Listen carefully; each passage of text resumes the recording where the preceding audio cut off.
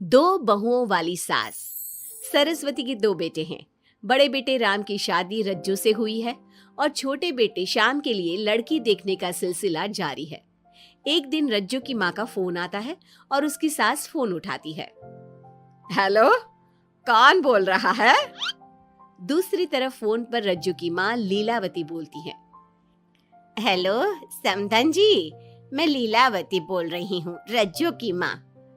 अरे नमस्कार समधन जी, कैसी हो? बहुत दिनों के बाद याद किया आज। यहाँ पर तो सब कुछ ठीक है, बस मेरी तबीयत थोड़ी खराब है। अगर बुरा न मानो तो एक बात बोलूं? अरे कैसी बात कर दी आपने समधन जी, आपकी बात का बुरा क्यों मानना, बोलिए बोलिए। मेरी कुछ दिन से तबीयत ठीक नहीं है और यहाँ पर मेरी देखभाल करने वाला कोई नहीं।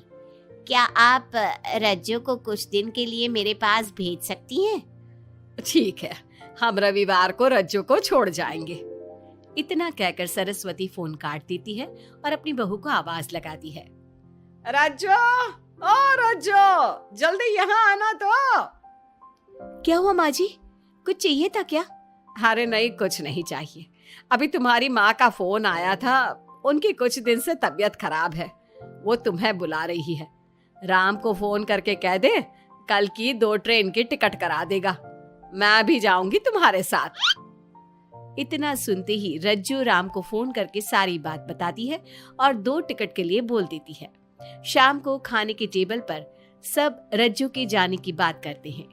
तब रज्जू का देवर श्याम कहता है, भाभी आज बहुत खुश लग रही हो, मायके जाने की इतनी खुशी, उफ। खुश क्यों ना हो देवर जी, कितने दिन बीत गए अपनी माँ से मिले, और इस बार तो मैं 1-2 महीना रह कर ही आऊंगी। जब आपका मन करे तभी आना। अच्छा एक बात तो बताओ, वहां से क्या लाओगी मेरे लिए? देवर जी कहो तो देवरानी ले आओ। वैसे भी सभी घर वाले चाहते हैं कि आपकी जल्दी से शादी हो जाए। श्याम शर्मा जाता है और चुप हो जाता है। इतने में राम कहता है, रज्जू तुमने जाने की सारी तैयारी तो कर ली है ना? कपड़े तो रख लिए ना? थोड़े गर्म कपड़े भी रख लेना, वहां ठंड होगी, और जल्दी आने की कोशिश करना। ठीक है, मैं जल्दी आने की कोशिश करूंगी बस। अगली सुबह दोनों जाने की तैयारी करने लगी। राम उन्हें स्टेशन छोड़कर घर वापस आता है। कुछ घंटों बाद रज्जू और सरस्वती गांव पहुंच जाते हैं। रज्जू अपनी माँ को देखकर बहुत खुश होती है। माँ, आप अपना बिल्कुल भी ध्यान नहीं रखती, कितनी कमजोर हो गई हैं आप। अब बेटा क्या ध्यान रखूं, उम्र भी तो हो गई है, ये बीमारियां तो लगी रहेगी।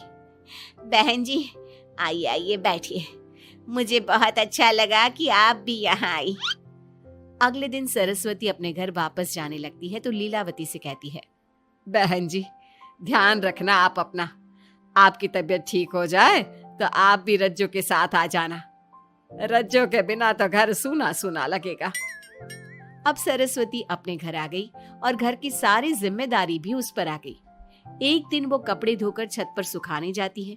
बाल्टी में से टपकता पानी सीढ़ियों को गीला कर देता है और नीचे उतरते समय रज्जू की सास यानी कि सरस्वती देवी का पैर फिसल जाता है और वो गिर जाती है। ओह, अरे मेरी माँ मर गई, मेरा पैर तो गया। लेकिन घर में कोई नहीं था। सरस्वती जैसे तैसे अपने आप को संभालती जाकर कुर्सी पर बैठती है। वो अपनी बहू के बारे में सोचती है, अगर रज्जू होती तो मुझे संभाल लेती और घर भी संभाल लेती। अब घर के काम कौन करेगा? मैं डॉक्टर के पास कैसे जाऊं? बहुत दर्द हो रहा है। जब राम और श्याम घर आते हैं तो अपनी माँ की ऐसी हालत देखकर वो जल्दी से डॉक्टर को बुलाते हैं। डॉक्टर सरस्वती के पैर पर पट्टी बांधता है और उसे आराम करने की सलाह देता है। राम कहता है, माँ आप बस आराम करो, मैं रज्जू को खबर कर देता हूँ, वो कल ही यहाँ आ जाएगी। अरे रहने देना बेटा, उसकी माँ की तबीयत ठीक नहीं है, कुछ दिन में वो खुद ही आ जाएगी, उसे परेशान मत कर। माँ अब हमें श्याम की भी शादी कर देनी चाहिए, कभी घर में कोई ऐसी परेशानी आती है तो कोई तो होगा घर संभालने वाला। आप और रज्जू की घर के काम काज में मदद भी हो जाएगी। कुछ समय बाद श्याम की शादी सीमा से हो गई। लेकिन सीमा ने तो आते ही घर में क्लेश शुरू कर दिया। वो छोटी छोटी बातों पर लड़ती और उसे देखकर रज्जू का भी बर्ताव बदल गया। एक दिन सीमा सुबह उठने में लेट हो गई और रज्जू ने नाश्ता बना दिया। सभी अपने अपने काम पर चले गए। जैसे ही सीमा अपने कमरे से आई तो रज्जू ने कहा, तुम साफ सफाई कर लो, मैं कपड़े धोने जा रही हूँ, जल्दी काम हो जाएगा। रज्जू की बात सुनते ही सीमा आग बबूला हो गई और कहने लगी, आज मैं उठने में लेट क्या हो गई? आप मुझ पर हुक्म चलाने लगी। मुझसे कोई इस तरह से बात करी है मुझे बिल्कुल भी पसंद नहीं है। अरे सीमा, ये किस तरह की बात कर रही हो तुम मुझसे? मैंने कोई हुक्म नहीं दिया तुम्हें। मैं तो बस काम को जल्दी खत्म करने की बात कर रही हूँ। उन दोनों की नोक झोंक सुनकर सरस्वती बाहर आ जाती है और दोनों को समझाती है। शाम को सब एक साथ खाना खाने लगे। लेकिन खाने के बाद जब सब अपने कमरे में चले जाते हैं और खाने की टेबल पर थाली यूं ही छोड़ देते हैं, सरस्वती को ये देखकर बहुत गुस्सा आता है। वो दोनों बहुओं को बुलाकर कहती है, तुम सब खाना खाकर चले गए, अब ये बर्तन कौन उठाकर रखेगा?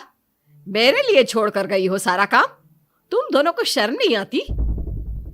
अब दोनों बहुएं एक दूसरे के ऊपर बात टालते हुए फिर लड़ने लगी।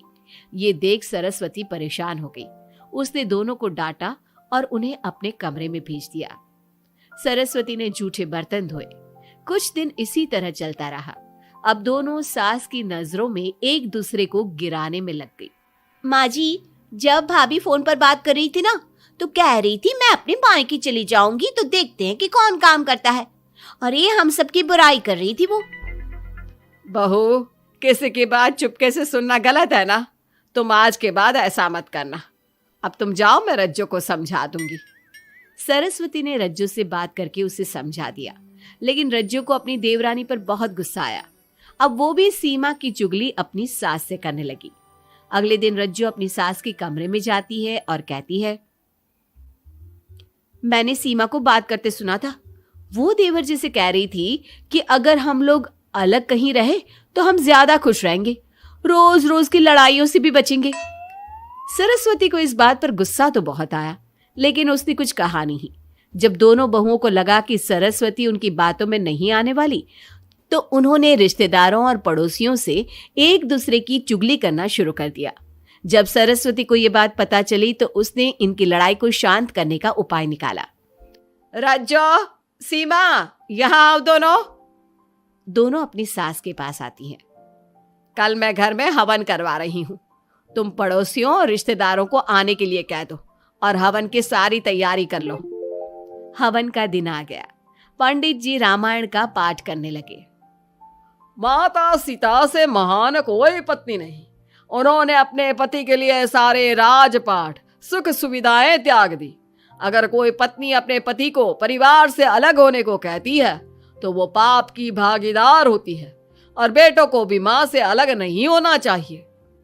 सीमा पंडित जी की बात बहुत ध्यान से सुन रही थी और उनकी हाँ में हाँ मिला रही थी। ऐसे ही रामायण का पाठ अंतिम सीमा पर आ गया, जिसमें विभीषण के बारे में बताया गया था। अगर विभीषण अपने भाई का भेद न देता तो रावण का विनाश नामुमकिन था। पूजा खत्म होते ही सीमा बोल पड़ी, तभी तो मैं कहती हूँ परिवार में आपसी प्रेम होना बहुत जरूरी है। लेकिन मेरी सुनता कौन है इस घर में? आपसी प्रेम की बात कौन कर रहा है, जिसने घर में आती ही लड़ाइयां शुरू करवा दी? दोनों में फिर से नोक झोंक शुरू हो गई। सरस्वती दोनों को चुप कराते हुए बोली, अरे चुप हो जाओ तुम दोनों, पड़ोसी क्या कहेंगे, सब सुन रहे हैं तुम्हारी बातें। तभी उनमें से एक पड़ोसन बोलती है, सरस्वती बहन, क्यों चुप करवा रही हो अपनी बहुओं को? हमें तो इनके बारे में सब कुछ पता है। ये दोनों हमारे घर आकर एक दूसरे की चुगली करती है। तुम्हारे घर की हर छोटी से छोटी चीज पता है हमें। आंटी जी, हमने अपना समझ के आपको कुछ बता दिया तो इसका मतलब ये नहीं कि आप सबके सामने हमारी सास से हमारी शिकायत करेंगी। आप तो सबसे बड़ी चुगलखोर हो। सीमा की बात सुनकर सभी पड़ोसन उन्हें बुरा भला कहने लगी। उनकी बातें सुनकर दोनों बहुएं सबके सामने बहुत शर्मिंदा हुई। जब सब उनके घर चले गए तो सरस्वती ने अपनी बहुओं से कहा, अब तुम दोनों को तो बहुत खुशी होगी कि सारे मोहल्ले की औरतें हमारे ही घर में खड़ी होकर हमें ही सुनाकर चली गई। हमें काफी साल हो गए यहाँ रहते हुए, लेकिन आज तक किसी में भी इतनी हिम्मत नहीं थी कि हमसे ऊंची आवाज में भी बोल पाए। लेकिन आज तुम दोनों की वजह से ये सब हमारी बुराई कर रहे हैं। तुम दोनों ने ये सब अच्छा नहीं किया। सीमा, तुम्हारे इस घर में आने से पहले हम सब बहुत प्यार से रहते थे, लेकिन ये सब लड़ाइयाँ तुम्हारे आने के बाद शुरू हुई है। आज के बाद तुमने घर में किसी से भी झगड़ा किया तो मैं तुम्हें तुम्हारे मायके छोड़ाऊंगा, समझी तुम? ये बात सुनकर सीमा रोने लगी और सबसे माफी मांगने लगी। पंडित जी भी ये सब देख रहे थे। उन्होंने सब कुछ शांत करवाया। कृपया आप सभी शांत हो जाइए, गुस्से से तो बात और बिगड़ जाएगी। अगर आप दोनों बहुएं मिलकर रहती, घर की बात घर में रखती, तो कोई आपसे कुछ कहने की हिम्मत नहीं करता। आज आपको इस बात का एहसास तो हो ही गया होगा। औरत ही तो होती है जो मकान को घर बनाती है। अब भी कुछ नहीं बिगड़ा, आप दोनों प्यार से रहो। आपके पड़ोसी और रिश्तेदार अपने आप चुप हो जाएंगे। पंडित जी की बात दोनों बहुओं की समझ में आ गई। अब दोनों प्यार से रहने लगी। इसी तरह समय बीत गया। अब पड़ोस की औरतें उनके प्यार की मिसालें देने लगी।